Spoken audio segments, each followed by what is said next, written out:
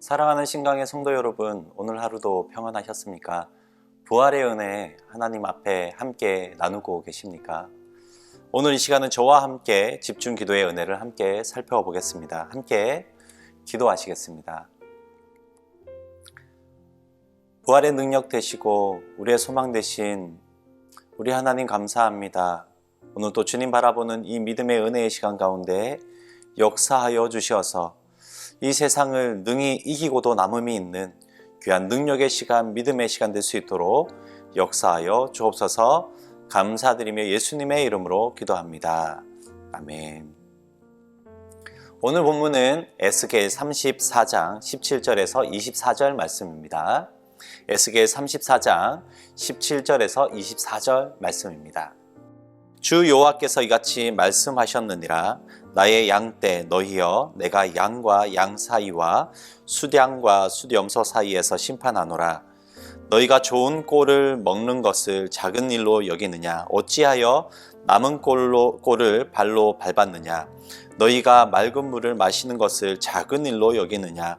어찌하여 남은 물을 발로 더럽혔느냐? 나의 양이 너희 발로 밟은 것을 먹으며 너희 발로 더럽힌 것을 마시는도다 하셨느니라.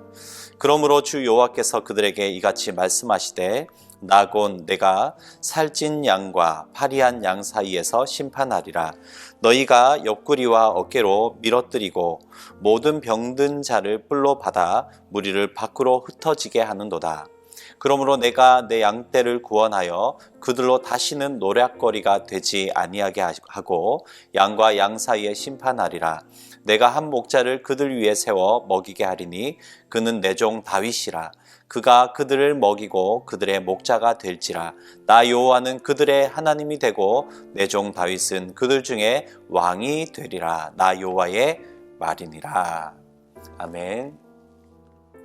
포악이 가득하고 어쩌면 평안이 없는 것 같은 이 시대에 하나님은 여전히 역사하고 계신 줄 믿습니다.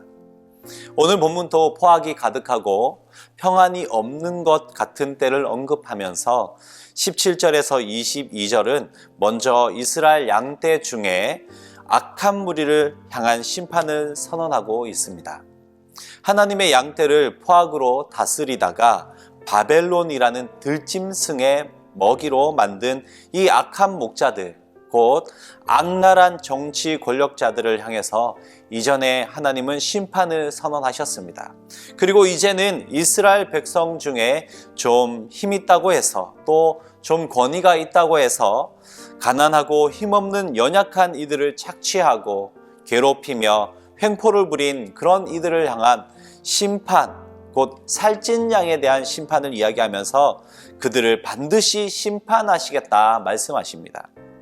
이들이 어떤 횡포를 부렸기 때문에 하나님은 심판까지 말씀하고 계신 것일까요? 18절, 19절 말씀입니다. 너희가 좋은 꼴을 먹는 것을 작은 일로 여기느냐? 어찌하여 남은 꼴을 발로 밟았느냐? 너희가 맑은 물을 마시는 것을 작은 일로 여겼느냐? 어찌하여 남은 물을 발로 더럽혔느냐? 나의 양은 너희 발로 밟은 것을 먹으며 너희 발로 더럽힌 것을 마시는도다 하셨느니라. 이 살찐 강한 양들은 좋은 풀밭에서 먼저 배불리 먹고 또 그러고 나서는 다른 양들이 먹지 못하게 풀밭을 짓밟아 버렸다 이렇게 이야기합니다. 그리고 맑은 물을 마시고 나서는 다른 양들이 또 마실 수 없게 발로 더럽혔다 이렇게 말씀하고 있는 것이죠. 힘없는 양들은 이런 강한 양들 때문에, 살찐 양들 때문에 어쩔 수 없이 짓밟힌 풀을 뜯어먹고 또 더러워진 물을 마셔야만 했습니다. 이러한 횡포 앞에 힘없는 양들은 21절 말씀처럼 들짐승이 숨어 기다리는 들판으로 내몰려서 밖으로 흩어지게 되지만 어디에서도 도움의 손길을 찾을 수 없게 됨을 보게 되는 것이죠. 하지만 그들의 이러한 포악은 영원할 수 없음을 보게 됩니다. 파리한 양들, 곧 힘없는 양들의 이 절망적인 처지 앞에 양떼의 주인 되시는 우리 여호와 하나님께서 가만히 계실 리가 없기 때문에 그렇습니다. 22절 말씀입니다. 그러므로 내가 내 양떼를 구원하여 그들로 다시는 노략거리가 되지 아니하게 하고 양과 양 사이에 심판하리라. 여호와 하나님께서는 이제 더 이상 그들로 다시는 노략거리가 되지 않게 그분의 양떼는 구원하시고 포악한 양들은 심판하시겠다 말씀하고 계신 것이죠. 우리는 22절 말씀을 통해서 양무리 중 일부가 하나님의 심판을 받게 된 이유가 무엇인지 알 수 있습니다. 그것은 바로 오직 자기만을 생각하는 이기심, 그 이기심 때문임을 알 수 있는 것이죠. 이러한 이기심을 출발은 어디에 있습니까? 이 이기심의 출발은 바로 하나님의 것을 내 것이라 생각하는 그 순간 아니겠습니까? 하나님의 것을 내 것이라고 생각하는 그 순간, 그렇게 여기는 그 순간이라는 것이죠. 하나님께서는 그분의 양인 이스라엘 백성을 위해서 푸른 초장을 제공하셨습니다. 그리고 안전한 곳으로 인도하셨습니다. 하나님의 은혜로 주어진 이 초장에서의 혜택은 하나님의 백성 모두가 동일하게 누려야 했고 누릴 수 있는 것들이었습니다. 하지만 전적인 이 하나님의 은혜의 선물인 초장의 혜택, 그들에게 주어진 모든 혜택들이, 그 은혜들이 오직 자기만을 생각하는 살찐 양들의 탐욕과 불평등, 그리고 불의의 도구로 그렇게 전락하게 되고 있음을 오늘 보게 되는 것이죠. 그렇습니다. 하나님 이끄신 전적인 은혜의 인생, 오늘 우리 이 하루의 인생을, 그 은혜의 인생을 잊어버린다면 오늘 저와 여러분도 자기만을 생각하는, 또 자기만을 향하는 그런 살찐 양들과 같이 될 수밖에 없음을 우리는 기억해야 할 것입니다. 사랑하는 성도 여러분, 오늘 나에게 주어진 전적인 은혜의 그 삶 앞에 온전히 감사하며 주님 앞에 겸손히 살아가는 저와 여러분들에게 소망합니다. 이어서 23절부터 끝까지 말씀은 평화의 언약을 통해서 이스라엘의 양떼가 누리게 될 구원과 축복, 또 풍요와 안전을 선포하고 계심을 보게 됩니다. 오늘 저와 여러분이 기억해야 할 또 하나의 말씀은 오늘 우리가 누리게 될 참 평안과 안식, 그 참 평안과 안식은 바로 예수 그리스도로 말미암는다라는 것입니다.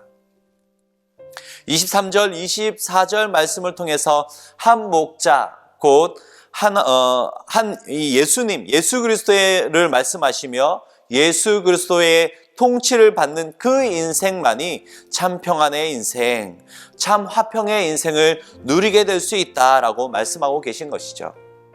코로나19 사태 속에서 경제적으로, 또 정치적으로, 사회적으로, 국가적으로, 또 가정의 모든 위기 앞에 우리는 어떻게 행복과 평안을 다시 찾을 수 있을까요? 세상은 어쩌면 복지면 찾을 수 있다 이렇게 생각할지 모르겠습니다. 세상은 물질이면 다 해결될 것이라 생각할지도 모르겠습니다. 세상은 풍부한 재물과 명예, 권세 등으로 그 모든 것이 회복될 수 있다라고 생각하고 또 그렇게 행동하고 있는 것입니다. 또 어떤 이들 중에는 이 중 어느 한 가지라도 갖게 되거나 또 다 채워져야지만 그렇게 될 것이라고 생각하며 살아갑니다. 하지만 오늘 말씀 앞에 하나님은 예수 그리스도만이 가능하다, 예수 그리스도만이 참 평안과 안식, 회복과 위로를 가져올 수 있다 말씀하고 계십니다.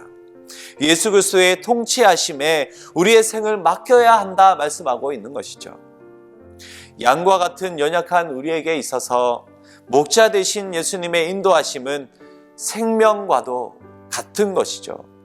양은 스스로 물도 또 꼴도 찾을 수 없는 그런 우매한 짐승이기 때문에 그렇습니다.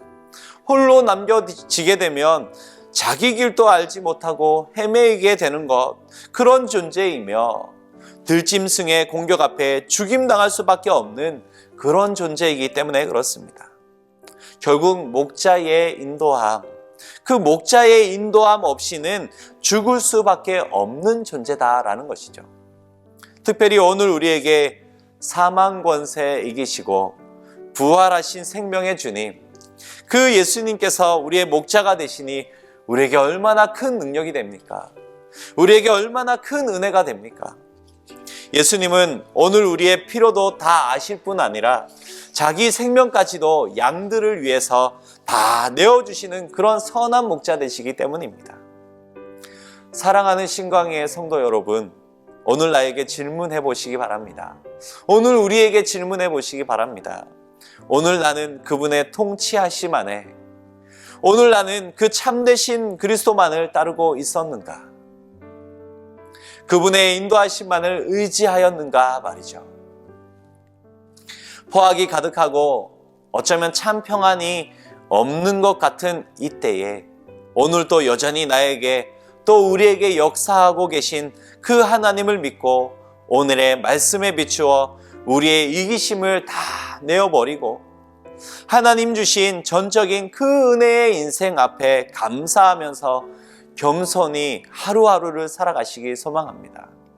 그리고 이 시간 이후 그리스도의 그 통치하심 안에서 그 하나님의 이끄심 앞에서, 예수님의 이끄심 앞에서 참 평안과 소망의 인생을 살아가는 저와 여러분 되길 소망합니다. 함께 기도하겠습니다. 먼저 오늘 들은 말씀을 기억하면서 함께 기도하시기 바랍니다. 또 이어서 이 땅을 축복하며 기도하실 때에 이 땅에 가득한 이기심들이 사라지고